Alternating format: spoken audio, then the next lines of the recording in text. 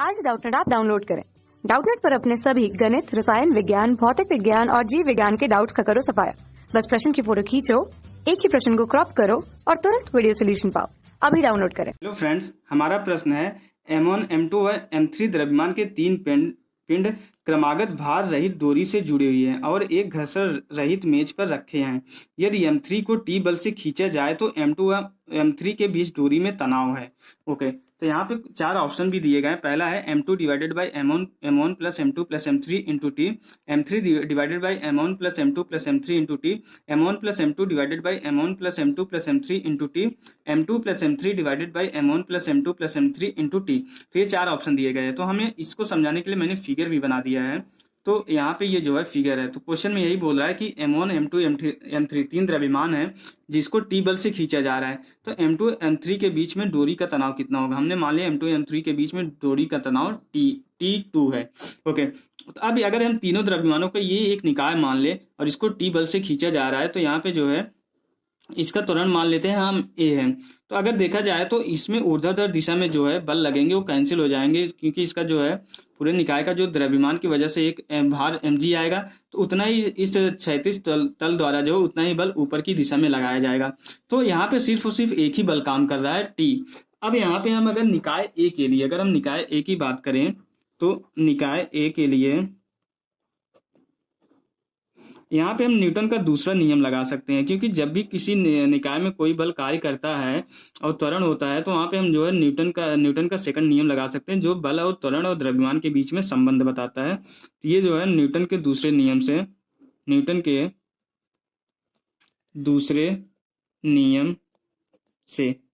तो न्यूटन का दूसरा नियम ये बोलता है किसी निकाय पे लगने वाला कुल परिणामी बल जो है उस निकाय के कुल द्रव्यमान और त्वरण के गुणनफल के बराबर होता है। तो यहाँ पे परिणामी बल कितना है? टी है। ओके, तो परिणामी बल कितना है?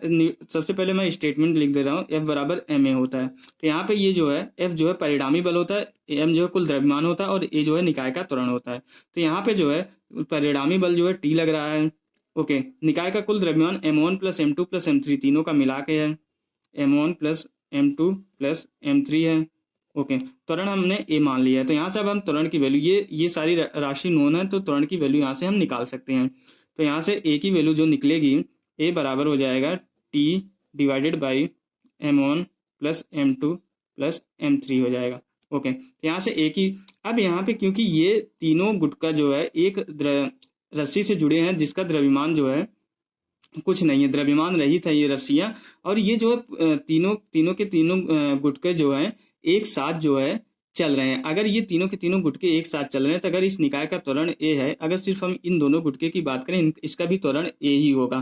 तो यहाँ पे त्वरण सेम होगा, क्योंकि ये तीनों एक ही रस्सी से बंधे हुए और एक साथ टी बल के द्वारा खींचे जा रहे हैं, तो तीनों एक साथ चल रहे हैं। तो अगर ए में निकाय त्वरण ए है तो इस वाले निकाय की अगर बात करें, M1 और M2 द्रव्यमान वाले निकाय की बात करें तो इसका भी त्वरण ए होगा।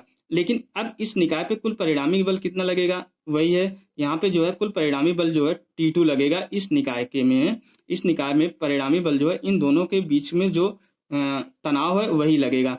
तो इस वाले निकाय बी के लिए भी हम न्यूटन का दूसरा नियम लगा सकते हैं। तो निकाय बी के लिए, और हमें यही त्वरण T2 की वैल्यू निकालनी है, तो न्यूटन के दूसरे नियम से हम आसानी से T2 की वैल्यू निकाल सकते हैं।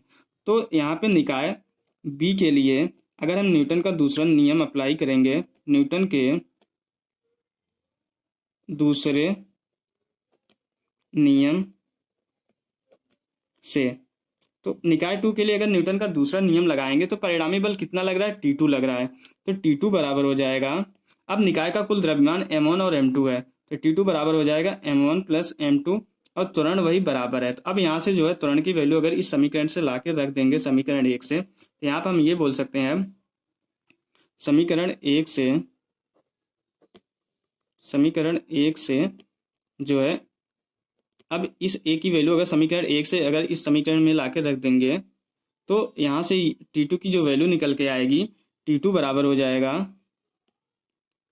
M1 plus M2 into T divided by M1 plus M2 plus M3 हो जाएगा। ओके, तो यहाँ पे T2 बराबर M1 plus M2 into T divided by M1 plus M2 plus M3 हो जाएगा। तो ये हमारा आंसर हो जाएगा। यही क्वेश्चन में M2 और M3 डोरी के बीच में तनाव पूछा था, तो M2 और M3 डोरी के बीच में तनाव जो है T2 बराबर हो जाएगा M1 plus M2 T divided by M1 plus M2 plus M3 हो जाएगा। अब हम मैच कर लेते हैं कौन सा ऑप्शन सही है हमारा यहाँ पे। तो अगर हम ऑप्शन को मैच करेंगे तो आप ये जो थर्ड ऑप्शन है M1 प्लस M2 ऊपर आ रहा है, तो M1 plus M2 divided by M1 plus M2 plus M3 into T, तो हमारा यही जो है करेक्ट ऑप्शन होगा, सही ऑप्शन है हमारा यही होगा। तो ये हमारा आंसर हो जाएगा। Okay, thank you. कक्षा 6वीं से 12वीं से लेकर नीट, IIT, JEE वो एडवांस के लेवल तक 1 करोड़ से ज्यादा छात्रों का भरोसा।